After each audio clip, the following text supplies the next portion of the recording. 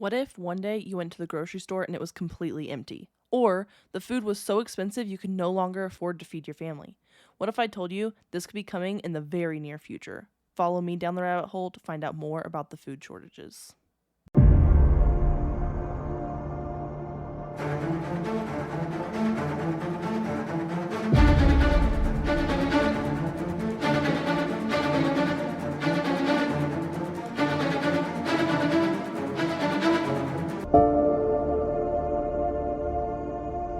Hi, friends, and welcome back to the rabbit hole. I'm your host, Dani, and today we are talking about the global food shortages. This is not just America. This is everywhere, and I'm gonna focus on America. I know I have listeners from all over the world. Really, I have some British listeners and some Australian listeners, but we're going to kind of focus on the US because that's where most of my listeners are. But this is happening wherever you are. This is happening. So you guys have to listen to this. It's not a conspiracy theory, even though I know my podcast is about conspiracy theories. This is not a conspiracy theory because there are literally like mainstream media, people everywhere are talking about these food shortages.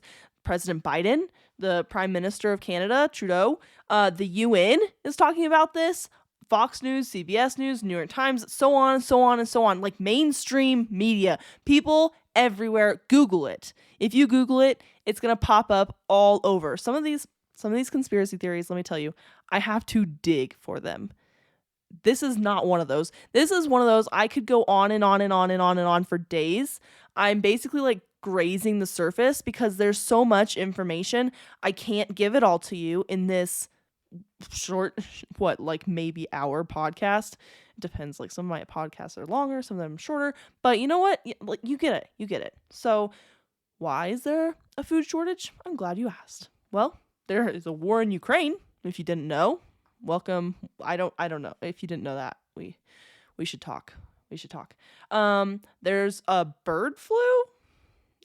There's question marks about that because we're not really sure if there's actually a bird flu or if it's just made up. Anyway, there's been very few cases of it.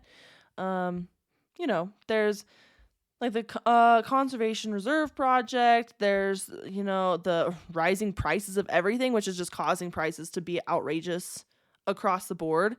You have cyber attacks. You have fires. Literally everything catching on fire. I don't know what's going on there. And just it's so on and so on and so on. So, if you don't have a garden, well, it's a little late now, but you should definitely have a garden in your life. We're going to get into all this, all the things that you can do, but let's get into like the food shortages and why you should have all these things. So we're going to start with the big one. There's a war in Ukraine. We all know there's a war in Ukraine. It's somewhat in the news now, I think. It was pretty big, and then all of a sudden, like, America doesn't care anymore, so they dropped it out of our news here. Maybe they didn't. I don't watch the news, so there's more conspiracy theories in the news than there are in my podcast. All I'm saying.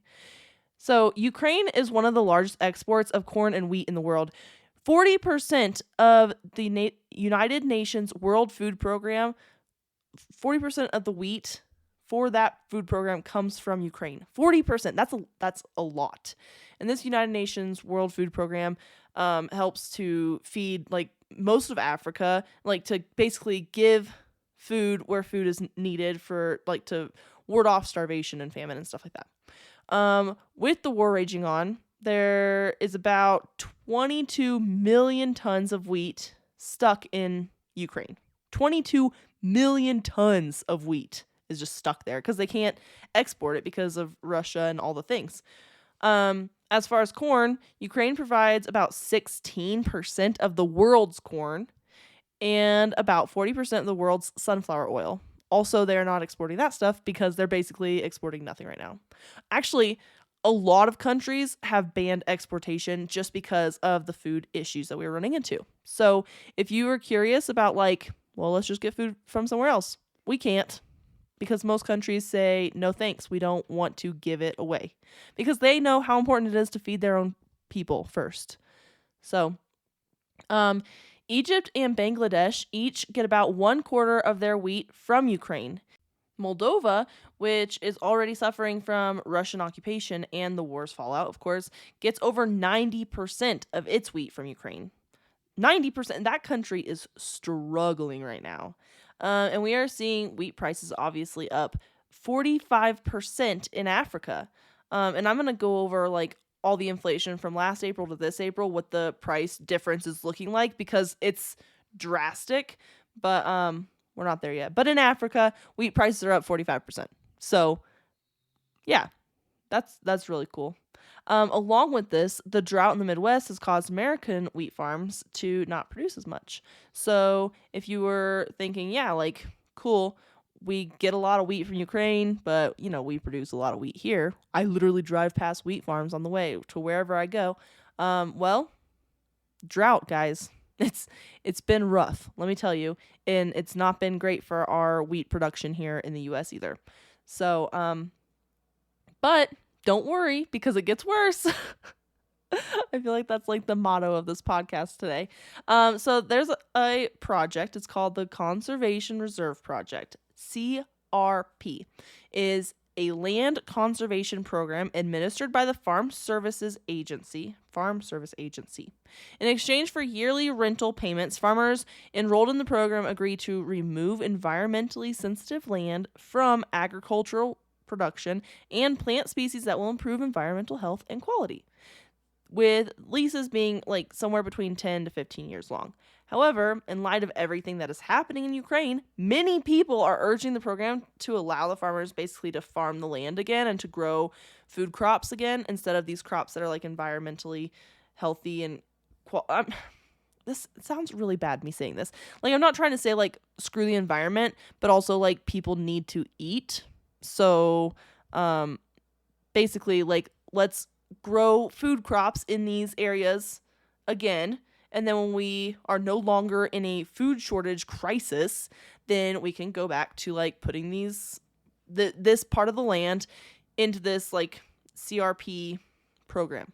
Well, some farmers are actually being paid more to rent their land to plant these environmentally friendly crops than they are like planting like wheat or corn or whatever they would have planted there.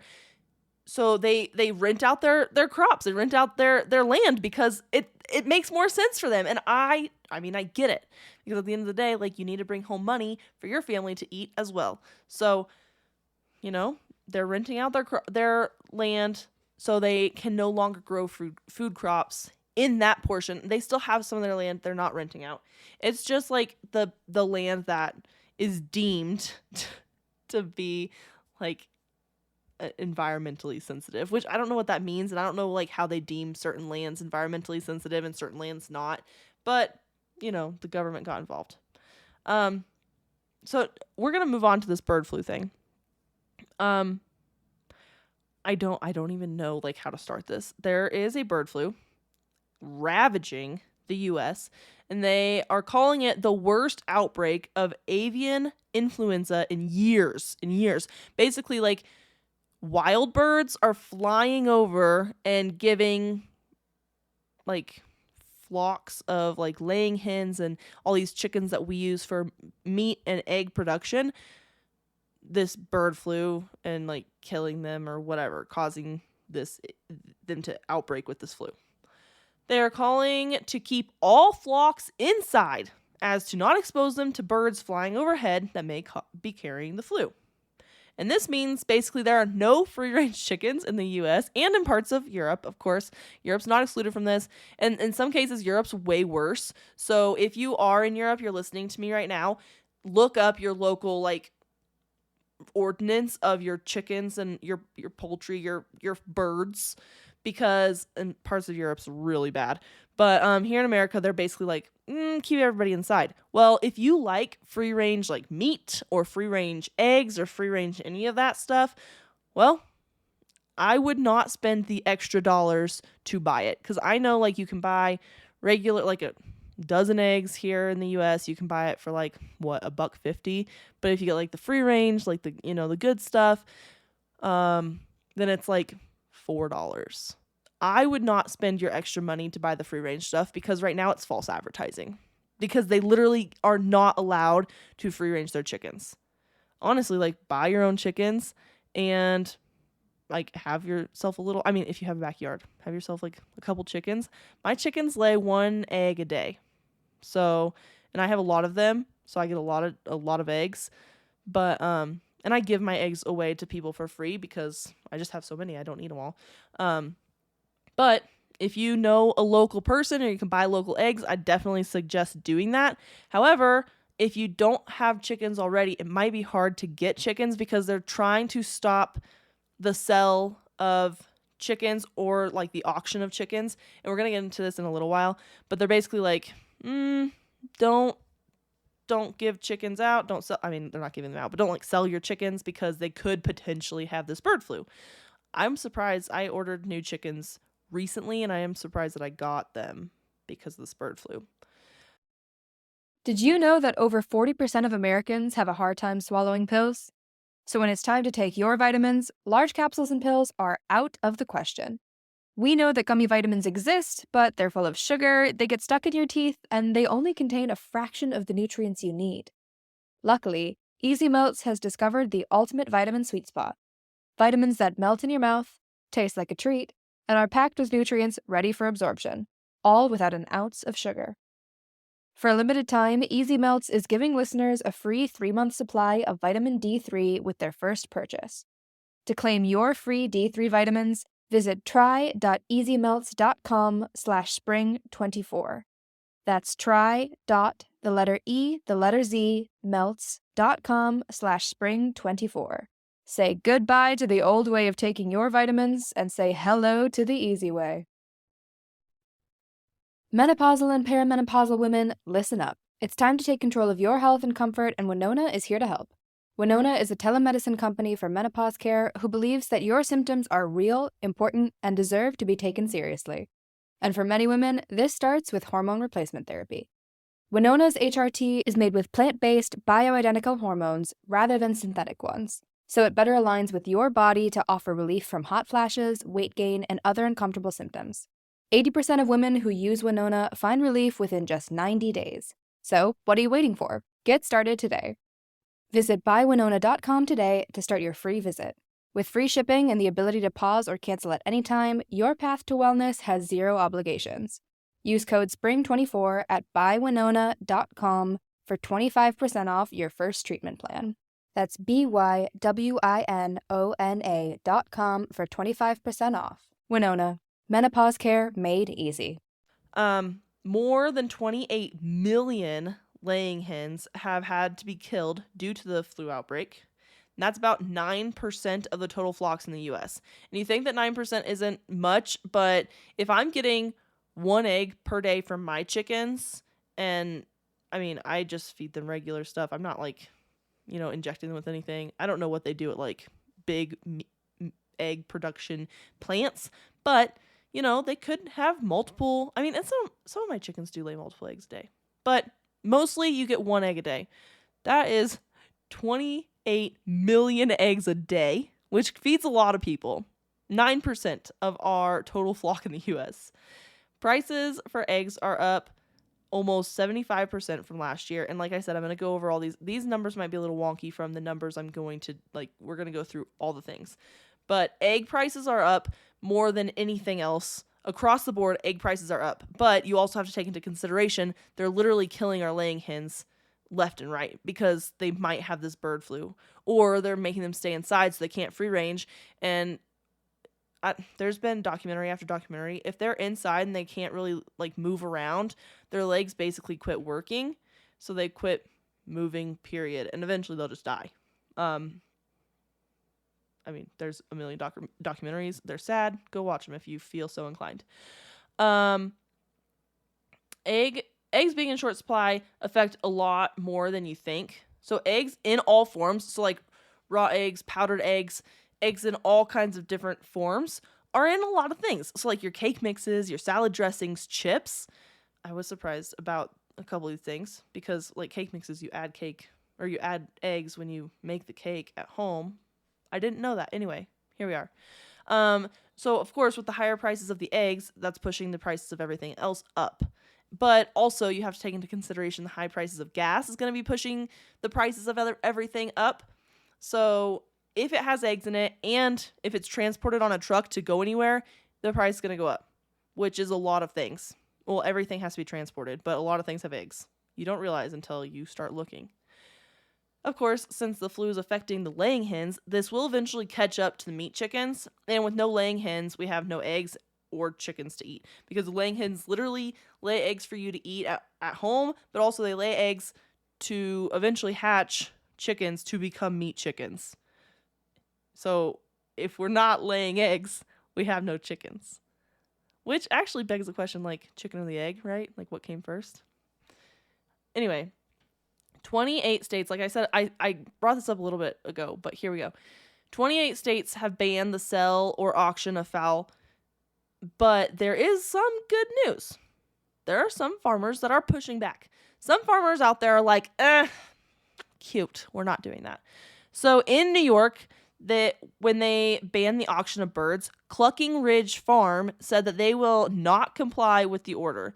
They said they cannot continue operations without the sale of their poultry, so they will continue to sell. So at least some are standing up. Like, I'm not sure if they were hit with a fine because of their decision, but I am glad that they like stood up for what they thought was right, but also like what they need for their business. I mean, this is a double whammy because we still need, you don't realize it as like consumers, but you need the sale of poultry to continue to receive meats and eggs and things like that. But they also need it to continue their business, like to stay in business. So, they did mention that they test their birds for illness and disease before sending them off anywhere. So they're not being irresponsible. They're being very responsible, actually. They are simply trying to stay in business, which like makes a whole lot of sense. Well, that's enough about chickens. Let's talk about cows because people love beef. Gas prices are going up, which is also going to have a huge effect on prices of food. So it has an even bigger effect when it comes to farms because farmers use machinery to like basically run their farm, right? And they need fuel to run the machinery. And most of the time it's diesel. I'm not going to say every time because maybe somebody's using gas for something. Most of the time it's diesel, and diesel's typically more expensive than gas. And if you know what gas prices are in your area, look at the diesel price like once or twice, or if you drive a diesel truck, man, I feel for you. But like these farmers are paying these prices to run their machinery, and like they don't get like all the prices that are going up on your beef is not coming back to the farmers. Basically, it's going to make sure that the farmers continue to run their ranches, or these are ranchers, technically the cattle ranchers, that they can continue to run their ranches, continue to get the cattle to market so they can continue to stay in business, right? The prices to feed cattle has raised quite a bit as well. So like some of this could be due to inflation, but some of it could just be due to like price gouging. Big corporations are trying, they want to get theirs as well. So, they raise the prices on the feed and because they can, because they see everything else going up, they're like, yeah, we're just going to go ahead and like raise the prices, which makes it harder on cattle ranchers to feed their cows. And if they can't feed their cows, they either lessen the herd or they basically stop ranching altogether. And a lot of small farms, small cattle ranches, like have had to either completely shut doors or they only keep enough for their family. And we're going to talk about that again later on. But if the ranchers have less cattle, that means there's less meat for you. Basically, if the feed goes up and they can't support their ranches, if they can't have these cows anymore, they cannot continue to send them to market and we cannot continue to eat. I mean, it's everywhere you look, it's getting less and less. There's less and less food. Less and less and less. And I know you go to the store right now and you're like, well, there's food on the shelves. It's all stocked up. You just hold on to your britches because it's going to get there. I promise you, this is not something to be like, wake up tomorrow morning and be like, oh crap, the grocery store's completely empty. Now what? Don't catch yourself with your pants down. I promise you, it's not going to be a good look. Let's talk about Canada for a second. In order to fight climate change, Prime Minister Trudeau is planning to limit the amount of fertilizer that can be used on farms in Canada. Canada basically wants to reduce the nitrous oxide emissions by 30%. The emissions that they're putting out into the world, they're like, we're reducing it by 30%. And I talked about this a little bit last week about the Green New Deal or whatever. This could be part of that. I cannot confirm nor deny. So I'm just putting it out there that maybe keep it on, the same page in your little brain book that this information stays on. Many are saying that at this point, Canada basically won't be able to reduce their nitrous oxide emissions without reducing their fertilizer usage because fertilizer emits the nitrous oxide into the air. So that's great news. You know what fertilizer does? If you don't know, I'm going to give you a little bit of lesson here. Fertilizer replenishes the nutrients in the soil after you've planted a crop. That crop sucks up all the nutrients that it needs from the soil and leaves some of it. And that's why when you plant a small garden, you will rotate your crops every year, but also or where you plant things every year, but also you plant certain things together because those two plants one will take one kind of nutrient and the other will take another kind of nutrient, and they don't take it from the others, if that's making sense. There's a bunch of books, a bunch of things about gardening if you're super into that. I have a garden. I love gardening. But you plant certain things together because of what they need to extract from the soil. And then the next year, you would plant something else in that spot in order to replenish the nutrients that that part of the soil would have lost from the crop that it had last year, right? Well, a lot of these big time farms don't have that luxury because some of them literally just plant corn year after year after year after year, or wheat or whatever they're planting. They plant a lot of it and they plant only that. So they don't really have the option to I'm going to plant wheat this year and then maybe next year I plant broccoli. A lot of farms don't do that because what they need to plant is wheat because that's what they supply to the food chain. Well, if they can't fertilize the ground, then all the nutrients that wheat is taking out is not being replenished, and the next year it's not going to grow. Wheat's not going to grow there because it has no nutrients, it has nothing. It can literally take nothing out of the soil because nothing's there. The fertilizer puts the nutrients back into the soil. That way the wheat will grow again, or the corn, or whatever they're planting in that crop that they are planting, right? So less fertilizer means less crops overall. Less crops. You just can't. There's just no way. There's just not enough land to rotate the crops like that. So that basically means less food for people. Guys, every single bullet point I'm hitting on is less food, less food, less food, or more prices, more prices, more prices. I'm trying to drive this home as much as possible. So let's talk about the price difference between the percentages between April 2021 to April 2022. So overall inflation is 11%, I think. Let me see. Okay, 8.3% is overall inflation in April of 2022. That's what the inflation was. Food prices have increased almost 11% since last April, which is more, obviously, than the overall inflation. So eggs are up 22.6%. Chicken is up 16.4%. Milk, 14.7%. Beef and veal, 14.3%. Pork, 13.7%. Fish and seafood is 11.9%, which is basically right on par with the food inflation. Dried beans, peas, and lentils is 9.8%. Bread is only 9.1%. Fresh fruits, here's where I'm actually surprised. Fresh fruits is up 8.3%, which is right at our overall inflation. So fruit has risen exactly with inflation, and vegetables are actually lower than the overall inflation. They haven't risen as much at 6.2%. I'm surprised by that, but we'll see. We'll see how it continues to go, right? I mean, Who knows at this point? So yeah, okay, we've talked about fertilizer, and we've talked about like we can't even feed our animals because prices are too expensive. We've talked about that stuff. So let's talk about something completely different. The FBI is warning farmers about potential cyber attacks coming in the most critical time for farmers. Planting time and harvesting time. During the planting season this year, several farms have been attacked by cyber actors, people that literally like ransomware. They're trying to get money out of these farmers.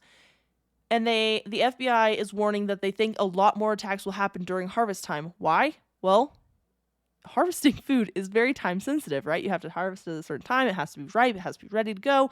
It has to, it has to go onto the trucks to get onto our shelves in grocery stores all around America, all around the world.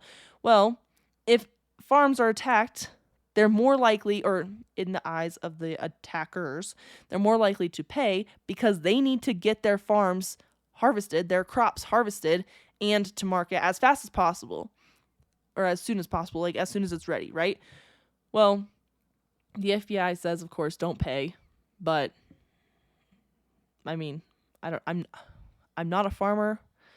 All I'm saying is, like, the little bit I know about farmers and farming and cattle ranchers, and they don't typically have like a lot of money to be paying ransomwares.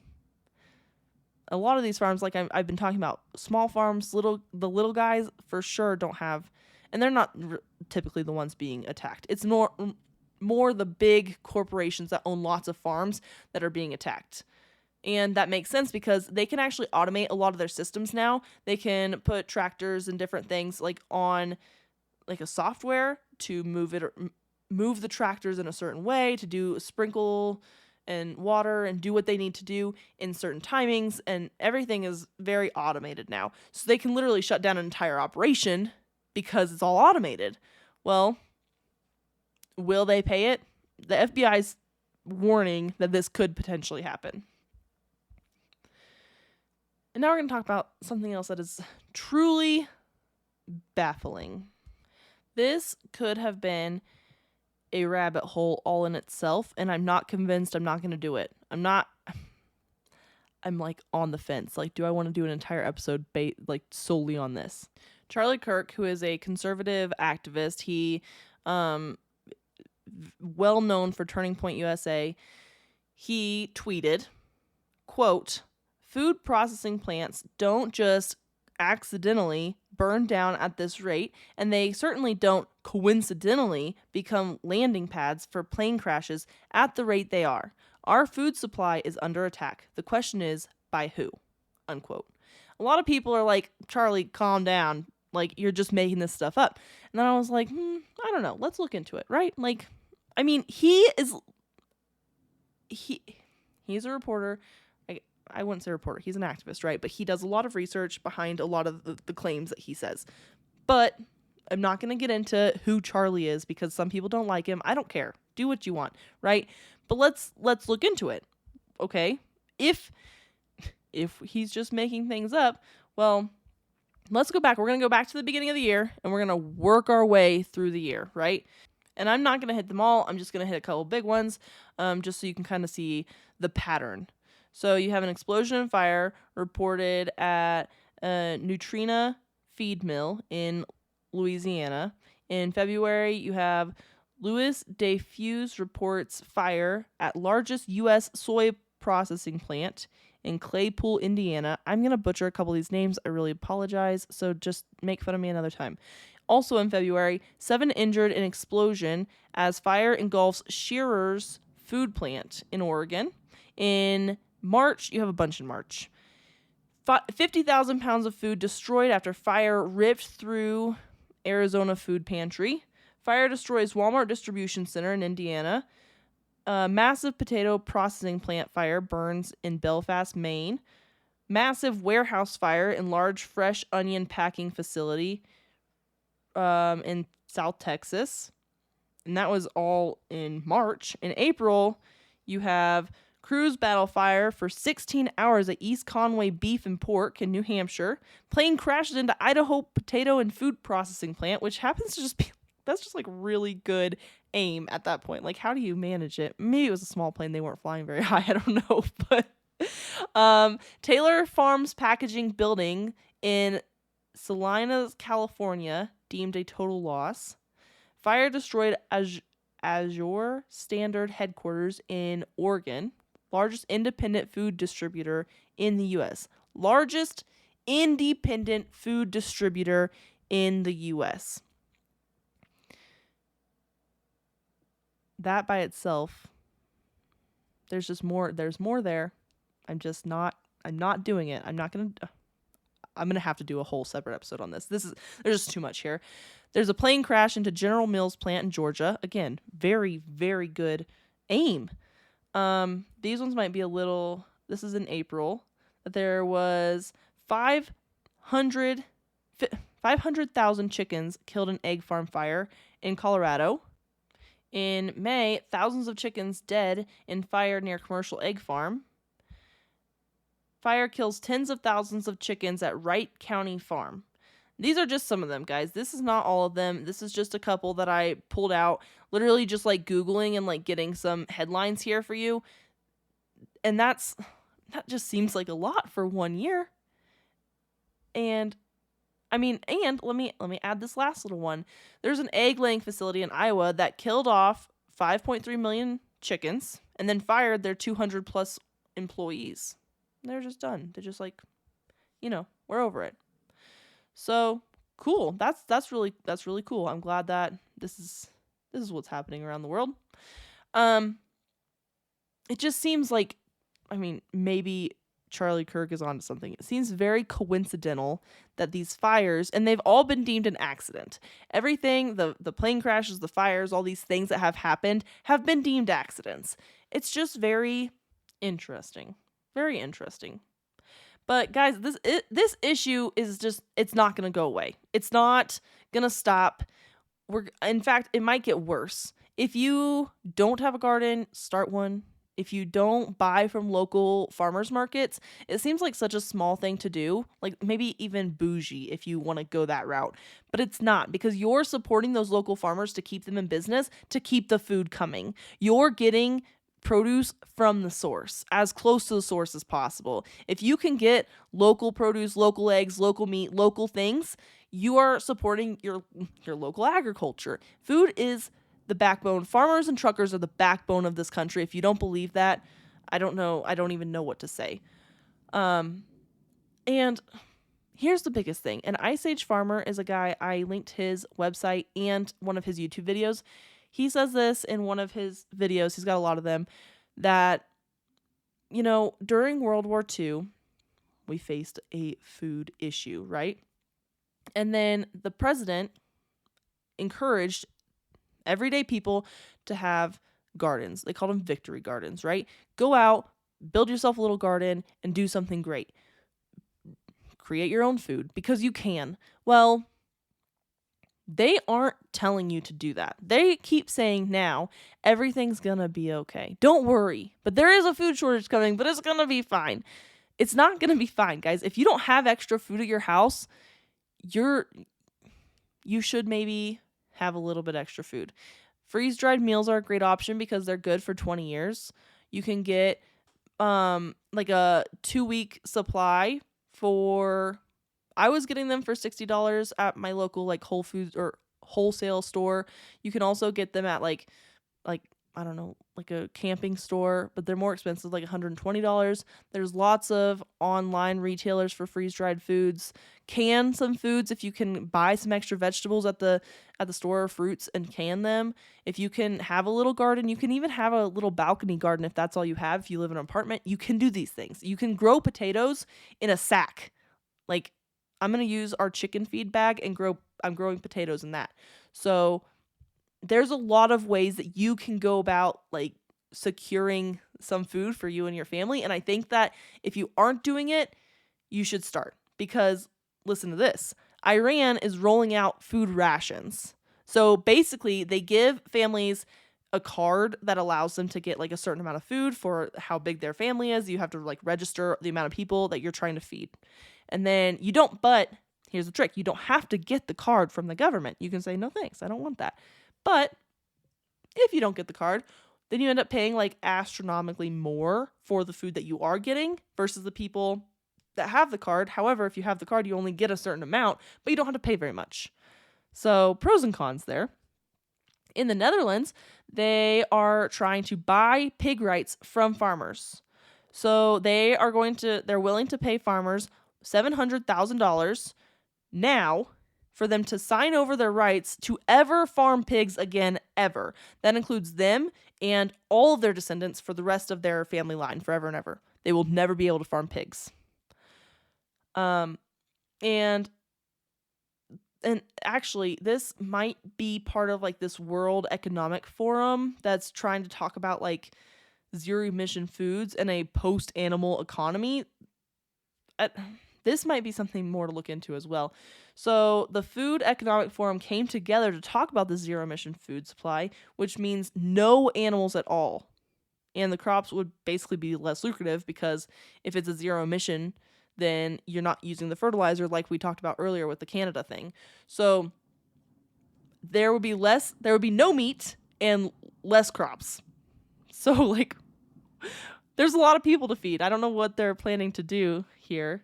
And a lot of people say this is a lot like leaning towards the Great Reset, and there's a whole lot there to unpack. If you don't know about the Great Reset, don't you worry, because I'll hook you up. But I haven't got there yet. I haven't done an episode.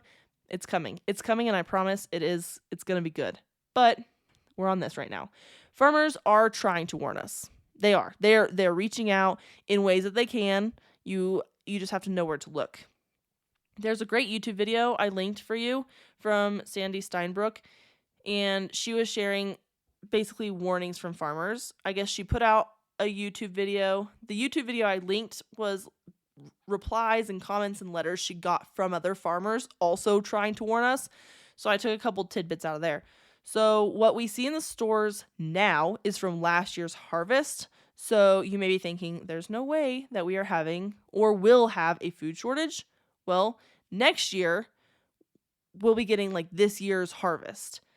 And there might not be much because of the droughts, because of just all these issues that we're seeing. Next year, we're going to get this year's harvest. Just to keep that in your heads. We're seeing crop losses, low yields, hay losses across America, which is resulting in downsizing last year in livestock because farmers are unable to feed their livestock. And we've already kind of talked about that a little bit as well. So many small farmers only kept enough breeders for spring and sending the rest to market, which is why you're seeing like such like an influx of meat on the shelves. You're like, well, there's meat there now. It's because a lot of these small farms are like, I cannot afford all these cows, so I'm only going to keep the bare minimum of what I need, which normally they would keep a little bit more. They send everybody else to market. Get them out of here. I can't feed them. A lot of the small farmers have downsized to the point where they are only holding enough livestock to feed their family, or they are just completely wiped out. They don't have anything left. It actually costs farmers more now to feed their animals than it does to just sell them. Like, they can't sell them for what they would feed them for, so why have them?